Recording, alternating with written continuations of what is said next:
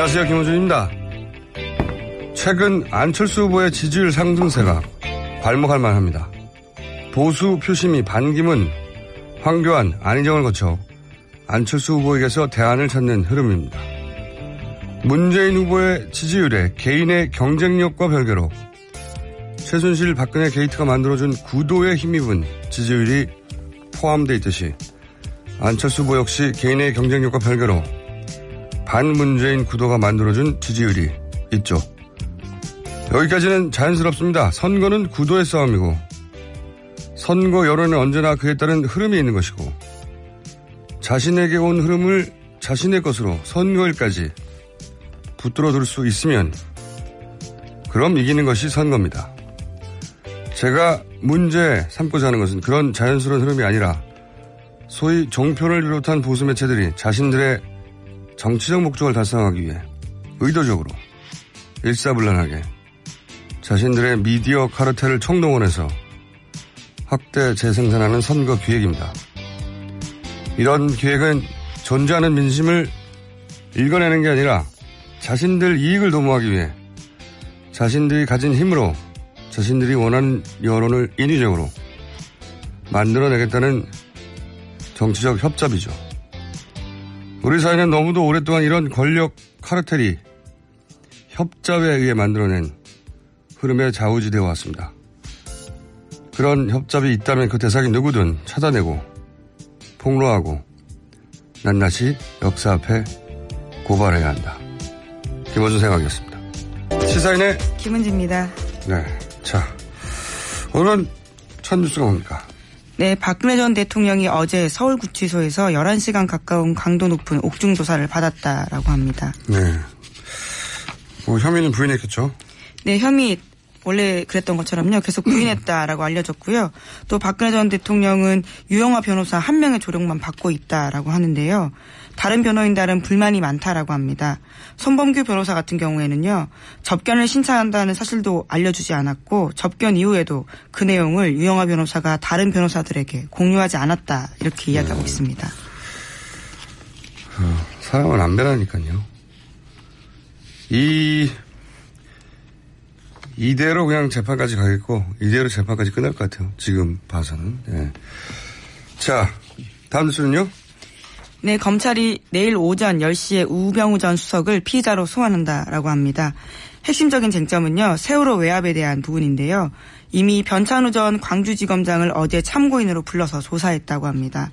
우 전 수석은 청와대 민정비서관이던 2014년 6월 달에 광주지검 수사팀에서 이 외압을 행사했다라고 알려져 있는데요. 해경을 압수수색하려고 하자 담당 부장검사에게 전화해서 압수수색 범위 축소하라 이렇게 다그쳤다라는 혐의를 받고 있거든요. 거기에 대해서요. 어제 변창우 전 지검장은 검찰 조사에서 청와대에서 직접 개입한 것은 매우 이례적이다 이렇게 말했다고 합니다. 이제 사실 우병우 전 민정수석이 최순실 박근혜 게이트의 마지막 퍼즐이죠. 네, 마지막 주요한 퍼즐.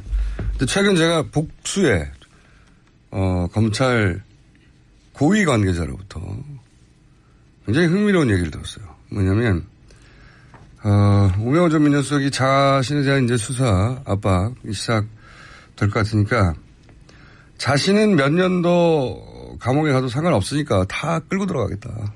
네, 예, 민정수석이었기 때문에 알고 있는 정보가 아주 많다 이런 의미인 거죠. 그게 아니고 여기서 다 끌고 들어가겠다는 대상은 현직 검찰 간부급들 중에 소위 이제 우병우 라인라고 불리는 사람들과 관계나 뭐 박근혜 정부 하에서의 어떤 커넥션. 그러니까 나 죽이려면 다 각오해야 할 걸. 아수라장으로 만들어 버릴 테야. 협박 가까운 말이네요. 가까운 말이 아니라 협박이죠. 네. 사실 지금까지 우병우 전 수석에 대한 수사가 잘 진행되지 않았다라는 비판의 핵심은 검찰이 검찰 출신을 못 손댄다. 결국 자기네들 칼 대는 거에 대해서 두려워하는 거 아니냐 이런 비판이 있었거든요. 결국 그 이야기를 한 거죠. 그렇죠. 근데 이제 출신이 아니라 전직 검찰이 아니라 아예 현직 검찰 관계자 중에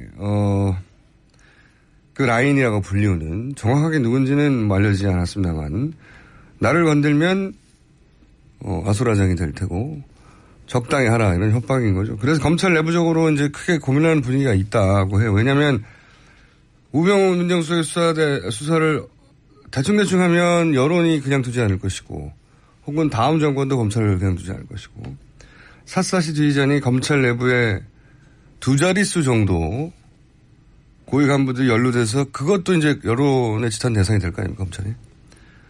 깊은 한숨과 고뇌가 지금 검찰 수뇌부 분위기다. 그런 분위기가 있다고 해요. 네. 한 차례 전화드렸지만 전화통화 수뇌부와 굉장히 많이 했다라는 점도 이미 드러나 있었고요. 네. 그래서 저는 아마도 여기서는 아마던데 왜냐하면 직접 이야기를 들은 건 아니어서 검찰총장이 왜 사퇴 카드를 고민했었잖아요. 이 문제 때문이 아니겠냐 저는 추정하는 바입니다. 그러니까 나하고 아무런 상관도 없는 사람이 아예 와가지고 이 문제를 확 정리해 버리는 게 낫지 않을까? 뭐 이런 고민이 있지 않을까. 여하간 우병우 전 민정수석이 지금 멱살을 잡고 다 같이 죽자 이런 모드라고 합니다. 할 수 없죠. 다 같이 죽어야지 어떻게 해요. 네, 검찰 개혁에 대한 요구가 그럼 더더욱 세질 거고요. 이번에 수사를 제대로 하지 못한다면요. 오히려 이렇게 해서 일시적으로 검찰 내부는 어떻게 판단할지 모르겠는데 일시적으로 비난을 받더라도 잘 처리했다라는 소리는 결국은 듣게 만드는 게 검찰에게 남은 마지막 기회 같은데요. 어떻게 할지는 모르겠습니다. 하여튼 그런 분위기가 있다 하는 내부 고위 검찰 간부들의 이야기입니다. 자, 다음 뉴스는요? 네, 어제 최순실 씨 뇌물재판이 처음으로 열렸습니다. 여기서 10년 이상 박근혜 전 대통령의 의상을 제작했던 홍 아무개 씨의 특검 진술 내용이 공개가 됐는데요. 특검에 따르면 홍 씨 같은 경우에는 1998년부터 대통령 취임 이후인 2013년까지 의상 제작했던 디자이너라고 합니다. 그러니까 15년간 의상을 제작한 사람인데요. 이 사람의 진술에 따르면 의상 대금은 모두 최순실 씨가 현금으로 줬다라는 거고요. 대통령 취임 이후에도 최순실 씨가 아무도 없는 방에 데리고 가서 문을 닫고 돈을 줬다. 이렇게 밝혔습니다. 청와대 안에서조차 그렇게 했다는 거죠. 네. 여기 대해서 최순실 씨는 소위 말해서 경제 공동체가 아니다라고 반박을 한 거죠. 예, 어제 그런 관련해서 굉장히 세게 반박을 했는데요. 관련 대금은 모두 대통령한테 받아서 자신이 정산한 거다. 이렇게 이야기했습니다. 이제 법정에서 이런 진술을 했다는 거고, 그죠? 증인이 나와서는 이런 말을 했다는 건데. 예, 직접 나오진 않았고요. 진술서가 공개가 된 겁니다. 진술서가 공개됐다는 건데. 1,000만 원 가까이 받았다고. 저는 이 법원에서 이제 어느 걸 받아들이냐. 주장에 상충할 때 법원이 이제 판단하잖아요. 사법부에서.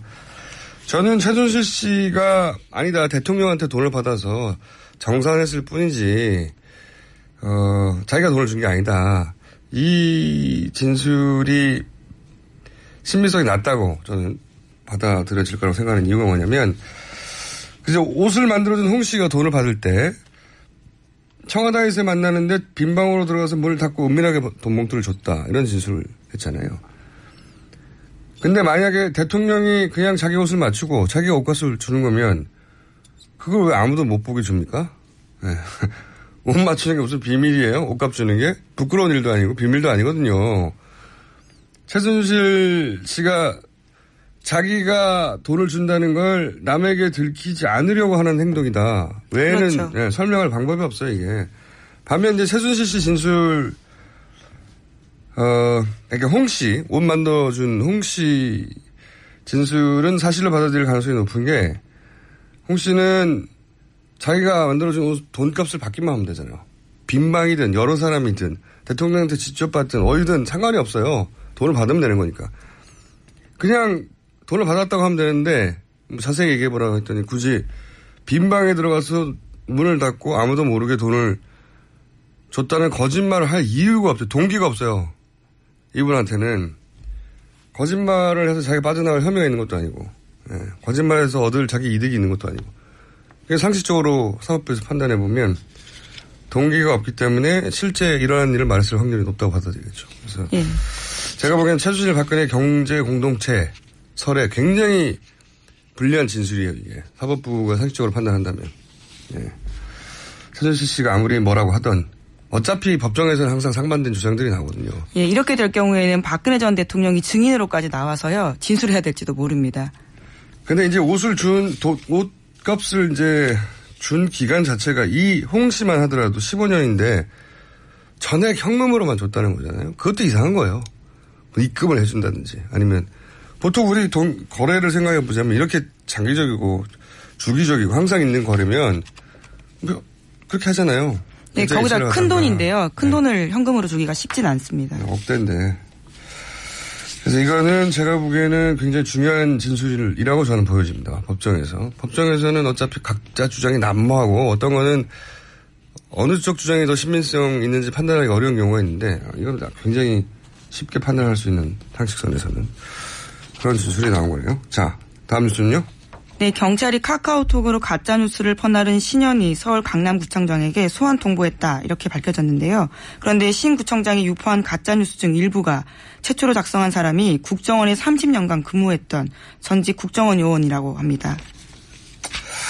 이거 굉장히 재밌는 뉴스네요. 이게 신현희 청장 사태의 변곡점 정도로 간주될 수 있는 사안인 것 같은데 이게 이제 사연은 이런 거 아닙니까? 카카오톡으로 유력 보수 인사들, 그러니까 새누리당, 자유한국당의 국회의원들까지 포함된 그리고 이제 엄마 부대라든지. 네, 100명 가까운 단체 카카오톡방이죠. 그런 유력 인사들의 카카오 비밀 방에서 가짜 뉴스가 유통이 됐는데 그거를 거슬러 올라와서 누가 처음에 이 얘기를 했는가 찾아봤더니 어떤 이름이 나왔는데 그 이름을 계속 추적했더니 전직 국정원 직원이라는 거잖아요. 예. 제가 따로 취재한 결과는 S모 씨예요. S모 씨. 네, S모 씨인데 전직 국정원 직원이기도 하면서 현직 정보통신업체 대표이기도 합니다. 이분이. 네. 이 사건이 어디까지 퍼져나갈지는 모르겠지만 전직 국정원 직원이 가짜뉴스와 연결된 지점이 처음 나온 거죠. 네, 2013년에 퇴직했다라고 합니다.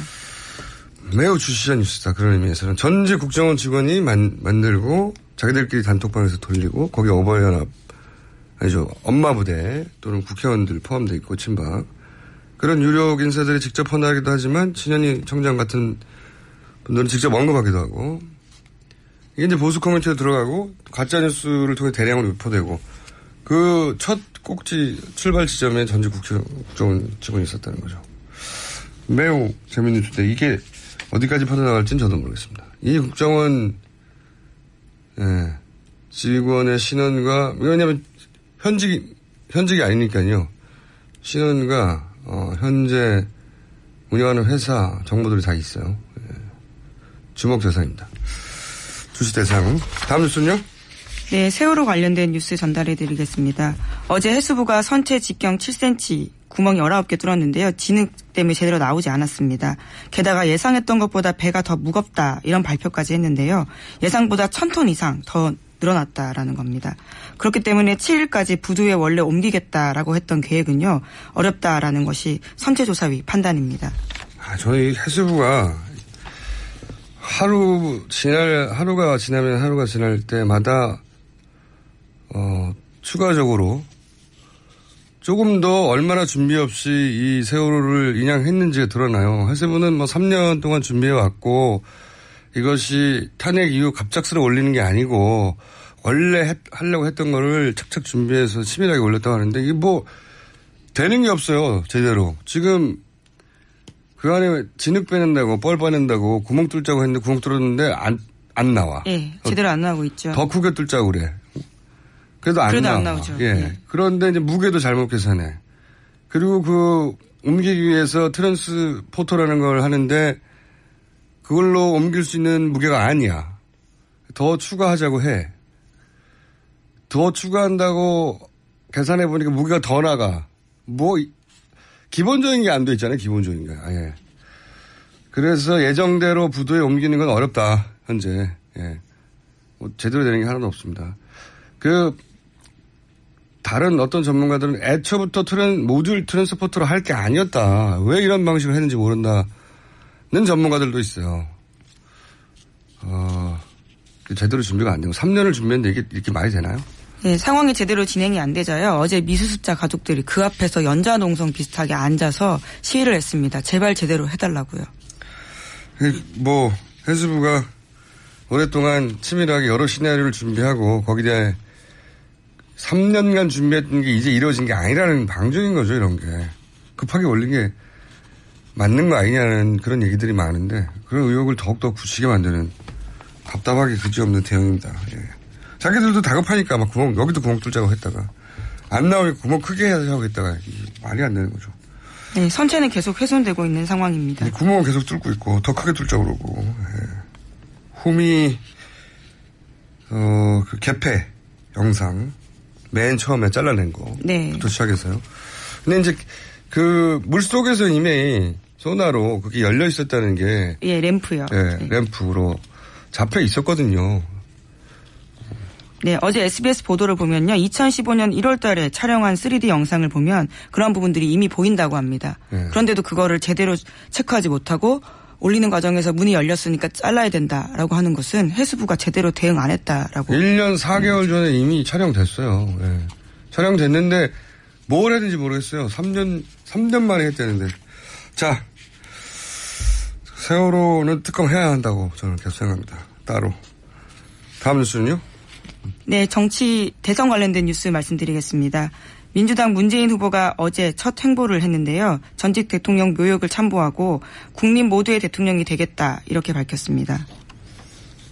그런 말을 해야 될 타이밍이죠. 지금 안희정 도지사, 이재명 시장 지지자들도 끌어안아야 되고 문재인 후보는 이제 지지세의 결집력은 강한 편이에요. 보면 지지자들이 대부분 반드시 투표하겠다는 그 비율이 90 몇 프로가 된단 말이죠. 예. 약점은 우호적인 언론이 없죠. 기본적으로. 문재인 후보에 대해서 우호적으로 평가해주는 언론이 거의 없습니다, 사실은. 지상파나 종편이나 어디든 찾아보면 우호적인 언론이 없는 건 굉장히 약점이죠, 그게. 자, 다른 정당의 후보는요? 또 어떤 행보들을 했습니까? 네, 국민의당 안철수 후보가 대선 후보로 확정됐습니다. 어제 네. 충청권에서 치러진 마지막 순회 경선에서 1등을 차지했는데요. 미래를 여는 첫 대통령이 되겠다 이렇게 일성을 밝혔습니다. 최근 흐름이 왔어요. 원래 이 선거는 구도의 싸움이기 때문에 구도에 따라 흐름이 왔다 갔다 하거든요. 최근 흐름이 온 게 분명하고 우호적인 언론이 많죠. 강점입니다, 사실은. 우호적인 언론이 많고 이거는 다만 이제 이렇게 대안적 후보를 찾을 때는 보수 적자가 없는 상황이다. 유력한 보수 적자라고 주장하는 분들이 있지만 당선될 만한 지지율까지 올라가지 못한 상황이죠. 홍준표 후보나 유승민 후보가. 그래서 이제 대안 후보를 찾을 때는 약점이 이게 결집력이 좀 약합니다. 투표전까지 가는 비율을 어떻게 끌어올릴까. 이게 승부수가 되겠죠. 보통 통상적으로는 그래요. 대안적 후보의 경우에. 자, 홍준표 후보는 무슨 일을 했나요, 어제? 예, 어제 대구를 찾았습니다. 거기 가서요. 내가 돼야 박근혜가 산다. TK 가슴에 불을 지르겠다. 이런 이야기를 했습니다. 홍준표 후보다운 멘트이긴 합니다. 예. TK 가슴에 불을 지르겠다. 친박 이미지를 벗어나야 하면서 동시에 친박 지지는 버릴 수 없는 딜레마에 빠져 있는 거죠. 대구 경북 지지가 필요한 상황입니다. 예. 바른정당과도 경쟁하고 있고요. 그래서 대구 경북이 전폭적으로 밀어줄 지지 후보를 찾지 못하고 있는 상황에서 이제 자기가 적자가 되겠다고. 이건 전반적인 딜레마죠, 홍준표 후보의. 친박 후보는 아닌데, 그리고 친박 이미지는 벗어나야 되는데, 친박 이미지를 벗어나야지만 친박 지지를 벗어나면 안 되거든요. 이걸 어떻게 처리하느냐가 홍준표 후보의 딜레마죠. 다음, 유승민 후보는요? 네, 어제 나는 왜 정치를 하는가라는 에세이집을 출간하면서요. 기자간담회 했습니다. 그 자리에서 홍준표 후보와는 단일화하지 않겠다라고 각을 세웠고요. 또 국민의당에 대해서도 민주당 이중대다 이렇게 각을 세웠습니다. 최근에 이제 이 표현이 자유한국당에서도 등장했어요. 왜냐하면 국민의당이 자유한국당 지지자뿐만 아니라 바른정당 지지자를 지금 흡수하고 있거든요. 빠른 속도로. 그러니까 이렇게 예전에는 이제 연대의 대상 혹은 단일화의 대상으로 말이 거론하다가 요즘은 각을 세우기 시작했어요. 예, 이럴 수밖에 없긴 하죠. 입장에서는. 정의당 심상정 후보는 준비된 게 없습니까? 아니요. 그 성형외과 관련해가지고요. 네. 그런 것들 외에는 의료비를 제공해 주겠다라는 정책을 펼쳐서요. 미용과 관련된 것이 아니면 의료비를 지원해 주겠다. 사실 진보정당의 정책이 그때 당시 딱 들을 때는 말이 안 된다고 생각하는데 한 5년 지나면 모든 정당이 따라요. 예, 앞서가는 건 분명합니다, 정당이. 자, 여기까지 하겠습니다. 지금까지 시사인의 김은지였습니다. 감사합니다. 지검장은 검찰 조사에서 청와대에서 직접 개입한 것은 매우 이례적이다 이렇게 말했다고 합니다. 이제 사실 우병우 전 민정수석이 최순실 박근혜 게이트의 마지막 퍼즐이죠. 예, 마지막 주요한 퍼즐. 근데 최근 제가 복수에 검찰 고위 관계자로부터 굉장히 흥미로운 얘기를 들었어요. 뭐냐면 우병우 전 민정수석이 자신에 대한 이제 수사 압박이 시작될 것 같으니까 자신은 몇 년도 감옥에 가도 상관없으니까 다 끌고 들어가겠다. 예, 민정수석이었기 때문에 알고 있는 정보가 아주 많다 이런 의미인 거죠. 그게 아니고 여기서 다 끌고 들어가겠다는 대상은 현직 검찰 간부급들 중에 소위 이제 우병우 라인이라고 불리는 사람들과 관계나 뭐 박근혜 정부 하에서의 어떤 커넥션. 그러니까 나 죽이려면 다 각오해야 할 걸. 아수라장으로 만들어 버릴 테야. 협박 가까운 말이네요. 가까운 말이 아니라 협박이죠. 네. 사실 지금까지 우병우 전 수석에 대한 수사가 잘 진행되지 않았다라는 비판의 핵심은 검찰이 검찰 출신을 못 손댄다. 결국 자기네들 칼 대는 거에 대해서 두려워하는 아니냐 이런 비판이 있었거든요. 결국 그 이야기를 한 거죠. 그렇죠. 근데 이제 출신이 아니라 전직 검찰이 아니라 아예 현직 검찰 관계자 중에 그 라인이라고 불리우는 정확하게 누군지는 알려지지 않았습니다만 나를 건들면 아수라장이 될 테고 적당히 하라 이런 협박인 거죠. 그래서 검찰 내부적으로 이제 크게 고민하는 분위기가 있다고 해요. 왜냐하면 우병우 민정수석의 수사를 대충 하면 여론이 그냥 두지 않을 것이고 혹은 다음 정권도 검찰을 그냥 두지 않을 것이고 샅샅이 뒤지자니 검찰 내부에 2자릿수 정도 고위 간부들이 연루돼서 그것도 이제 여론의 지탄 대상이 될 거 아닙니까, 검찰이. 깊은 한숨과 고뇌가 지금 검찰 수뇌부 분위기다.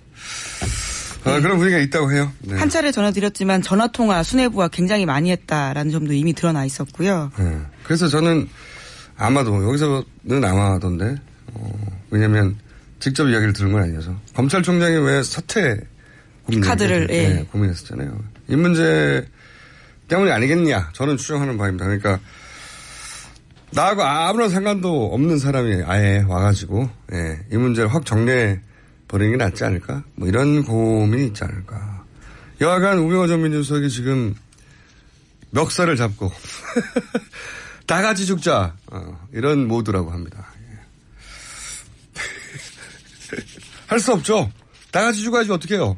네, 검찰 개혁에 대한 요구가 그럼 더더욱 세질 거고요. 이번에 수사를 제대로 하지 못한다면요. 오히려 이렇게 해서 일시적으로 검찰 내부는 어떻게 판단할지 모르겠는데 일시적으로 비난을 받더라도 잘 처리했다라는 소리는 결국은 듣게 만드는 게 검찰에게 남은 마지막 기회 같은데요. 어떻게 할지는 모르겠습니다. 하여튼 그런 분위기가 있다 하는 내부 고위 검찰 간부들의 이야기입니다. 자, 다음 뉴스는요?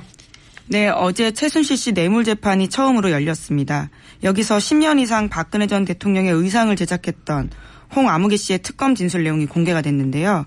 특검에 따르면 홍 씨 같은 경우에는 1998년부터 대통령 취임 이후인 2013년까지 의상 제작했던 디자이너라고 합니다. 그러니까 15년간 의상을 제작한 사람인데요.